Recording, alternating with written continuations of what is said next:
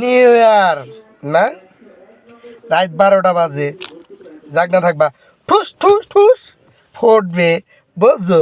তারপরে মুরগি ধরে লইবা, পশু জবাই কইরা, মনে করো চুলার ভিতরে আগুন দিয়া পড়বা, পুইরা পুইরা, তারপরে এটারে খাইবা।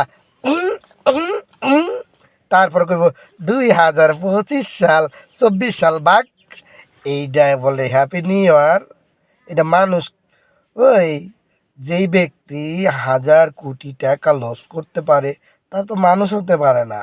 আপনি ওই দ্রিম দ্রিম ফুডান, রাত 12টার থেকে শুরু করছেন, সারা রাত পড়ছে, মদ খাইয়াছে, এনে এনে চিত্তায় পড়ে রয়েছেন।